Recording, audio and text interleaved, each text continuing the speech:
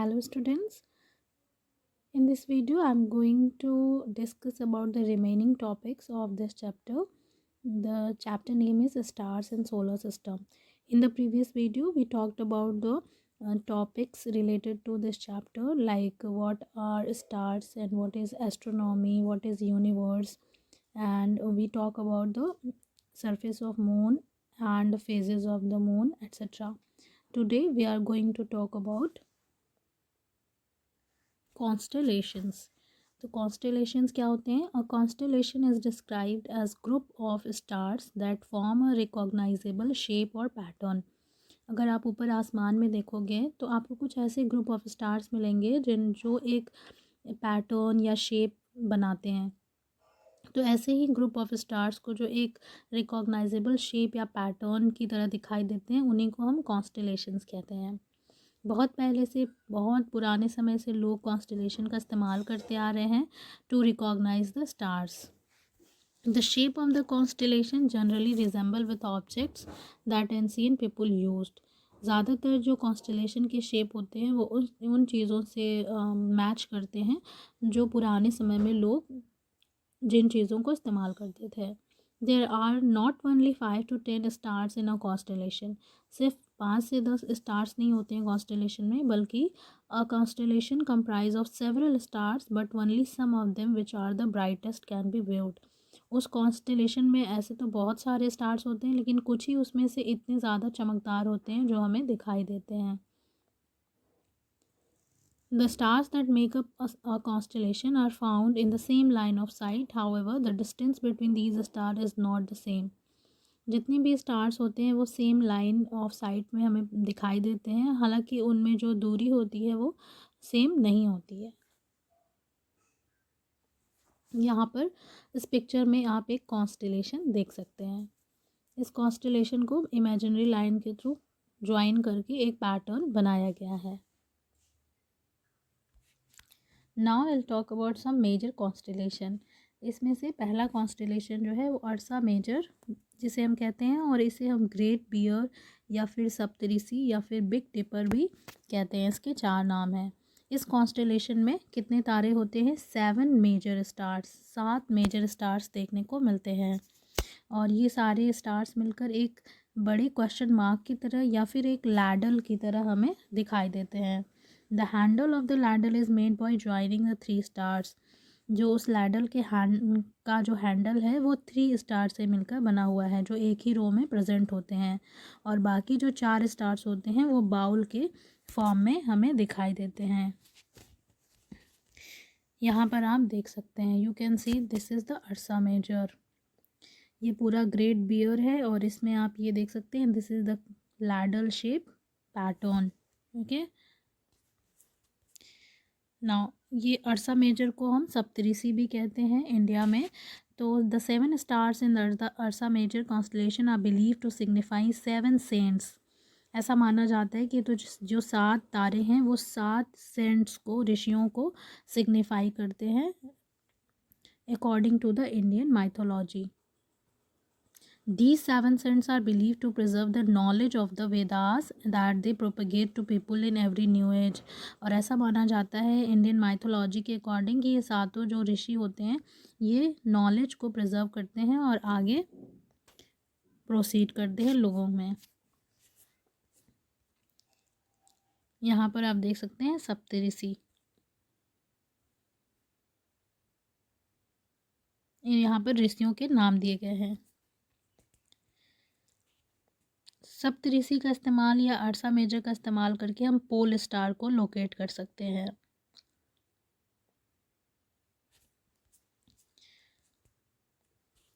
The Ursa Major constellation includes 2 stars called Merak and Dubhe. If we draw an imaginary line from Merak and Dubhe and extend it further in the same direction, the first bright star that we would come across is the pole star. सप्तऋषि में 2 सितारे हैं, मेराक और दुबे। अगर इसको हम आगे की ओर देखें, इसको मिलाते हुए एक इमेजिनरी लाइन ड्रॉ करते हुए हम आगे की ओर देखें तो हमें सबसे जो ज़्यादा ब्राइट स्टार दिखाई देगा वो पोल स्टार होगा, जिसे हम ध्रुव तारा भी कहते हैं। ध्रुव तारा जो है वो हमेशा नॉर्दर्न हेमिस्फीयर के ऊपर लोकेटेड होता है, इसीलिए हम इसको साउदर्न हेमिस्फीयर से नहीं देख सकते हैं. It is located on the axis of the northern hemisphere. Similarly, many constellations of northern hemisphere can't be located from different points of the southern hemisphere. दूसरे कॉन्स्टलेशन की हम बात करेंगे, ये है ओरियन या फिर हंटर. यहाँ पे आप देख सकते हैं, this is the picture of Orion. It is one of the most magnificent constellation of the sky. It comprises of 7 or 8 bright stars. There are 3 stars in the middle that appear as the belt of a hunter. इसमें 7 से 8 सितारे होते हैं और 3 जो होते हैं वो सेंटर में होते हैं, जो हंटर के बेल्ट को डिनोट करते हैं. Remaining 4 stars are arranged in the form of quadrilateral.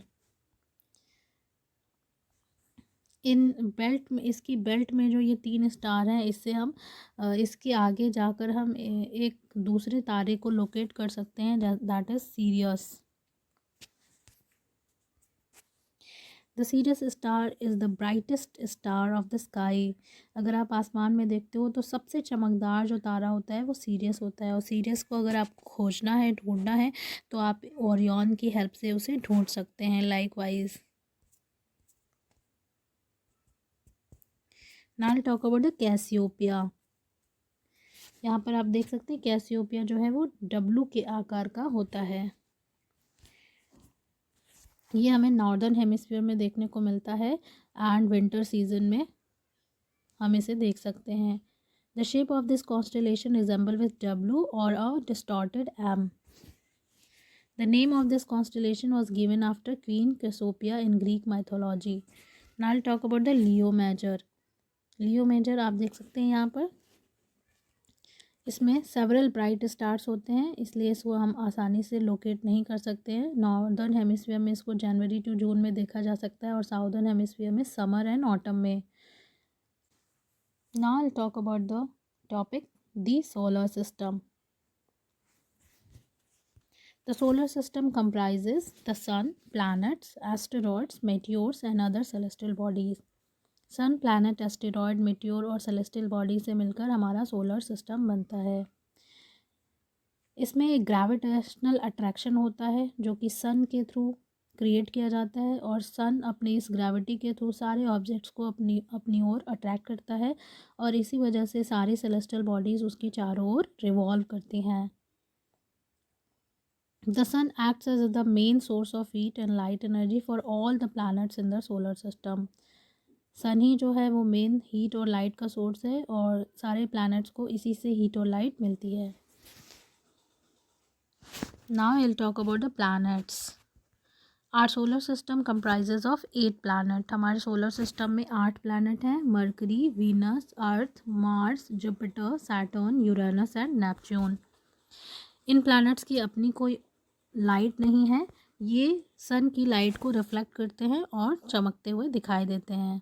ये सन के चारों ओर एक फिक्स्ड ऑर्बिट में मूव करते हैं, सन का चक्कर लगाते हैं, रिवॉल्यूशन करते हैं, और उस फिक्स्ड पाथ को हम ऑर्बिट कहते हैं. The period of revolution of a planet is the time that it takes to complete one revolution around the sun.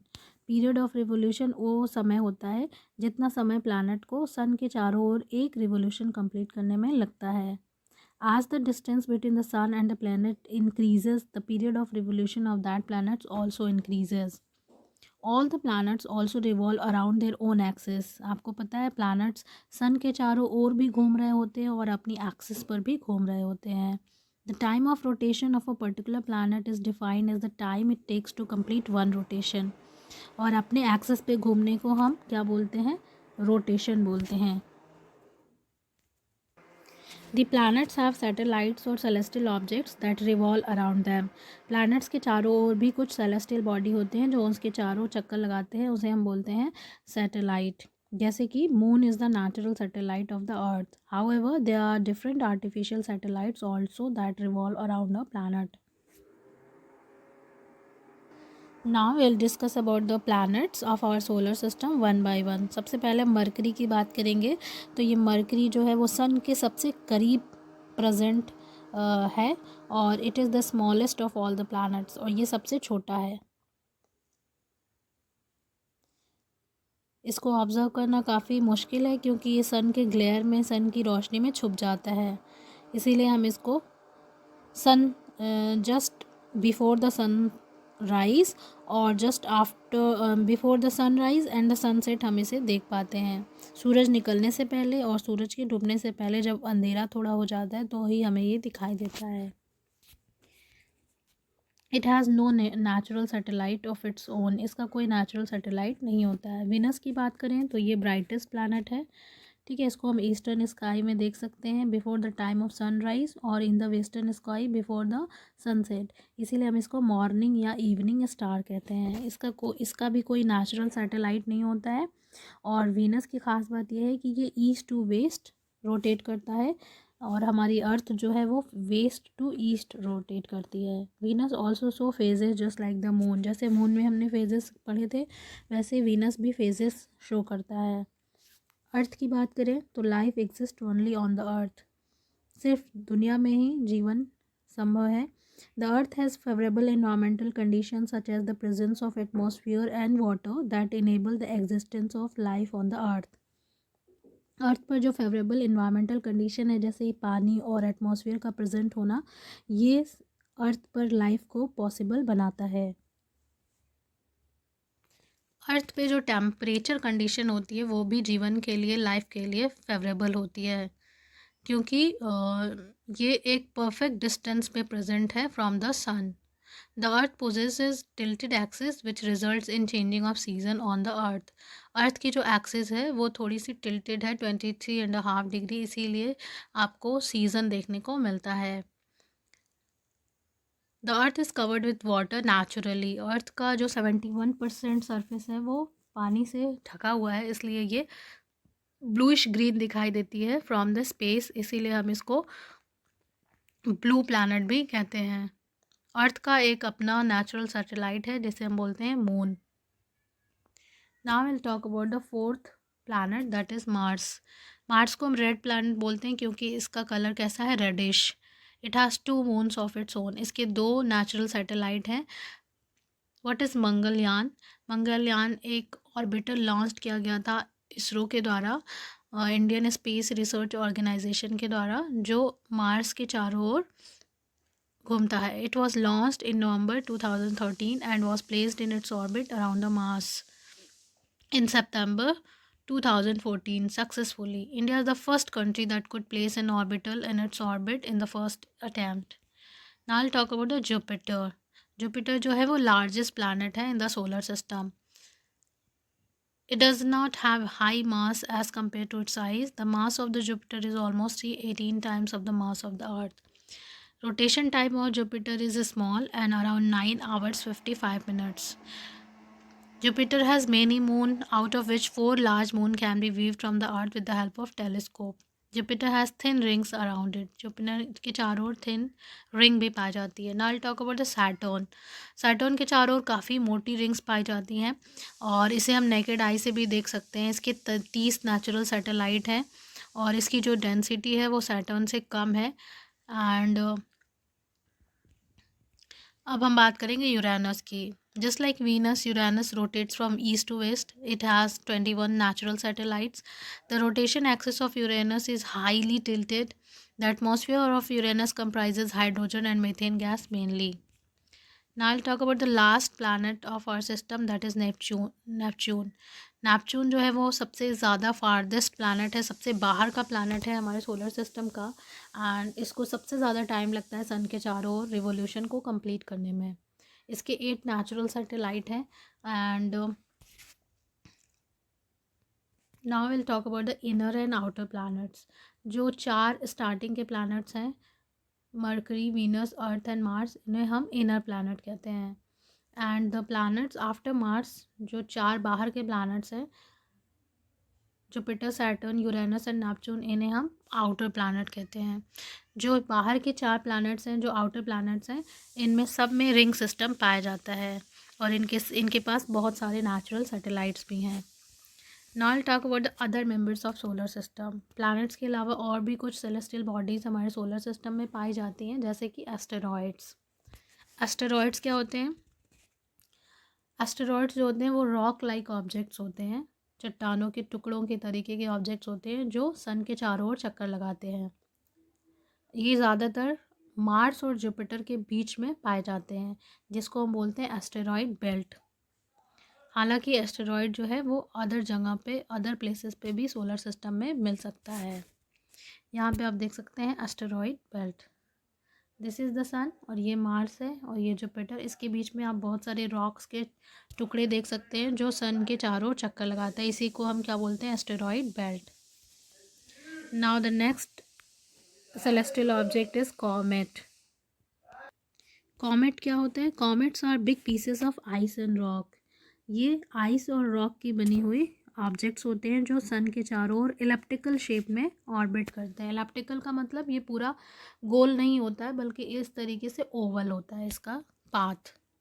Comets are the leftover pieces of rocks that were formed at the time when the solar system was beginning its formation.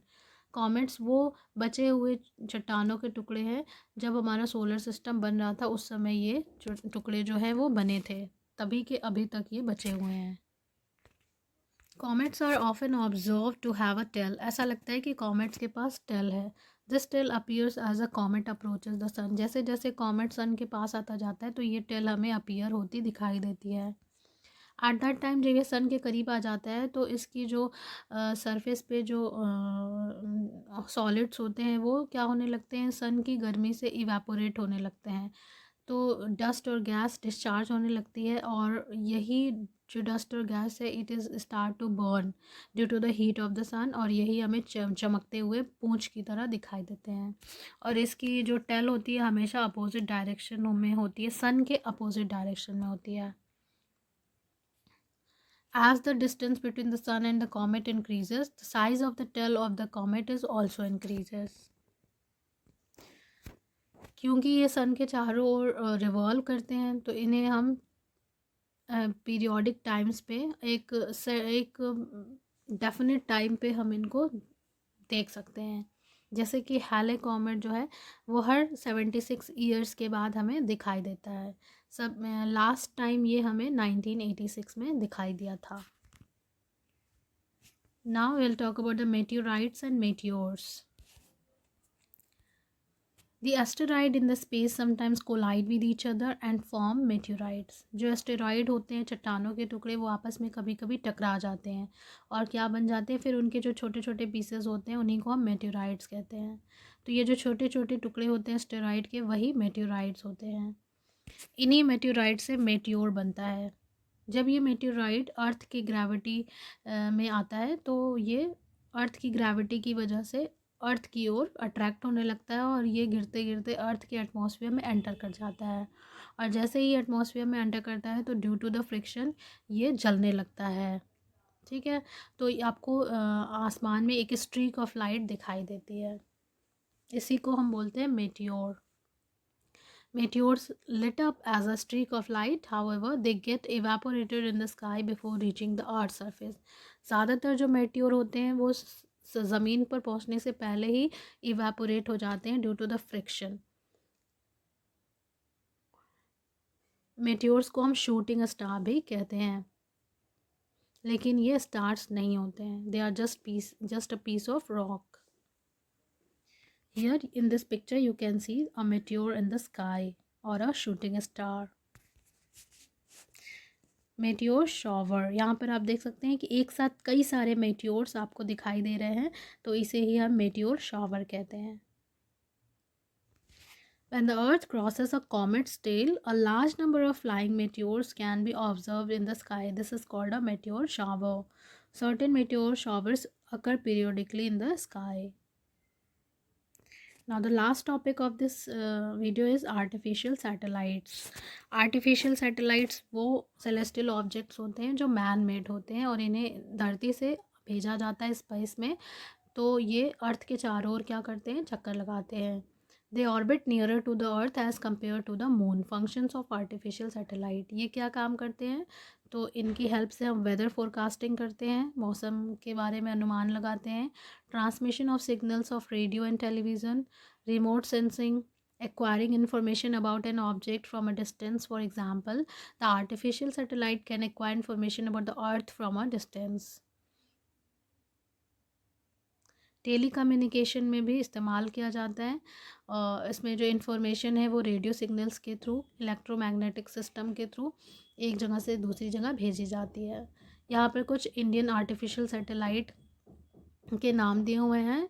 Aryabhata, INSAT, IRS, कल्पना 1, यूडियोसैट, ये सारे artificial satellites of earth हैं और इसे India ने prepare किया है। Now I'll see the difference between artificial satellite and the natural satellite.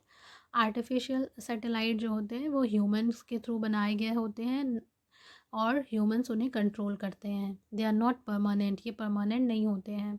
And they can be use to send and receive signals from the earth. जबकि natural satellites जो होते हैं वो नेचुरली बने हुए होते हैं एंड परमानेंट होते हैं और इनको हम कम्युनिकेशन या फिर अदर सिग्नल्स वगैरह के लिए, अदर काम के लिए इस्तेमाल नहीं कर सकते हैं। यहाँ पर इस फिगर में आप देख सकते हैं natural satellite of the solar system. यहाँ पर कुछ नेचुरल सैटेलाइट्स दिए हुए हैं सोलर सिस्टम में जो पाए जाते हैं। Now this is the time of your assignment. Here are some questions. You have to find out the answers of these questions and you have to write in your practice copy. The first question is, what are the celestial bodies? Second, what are the 4 planets farthest from the sun called? 4 planets के नाम लिखने हैं जो sun से far हैं. What is the solar system? What are its components? What are planets? Distinguish between a comet and meteor, galaxy and constellations.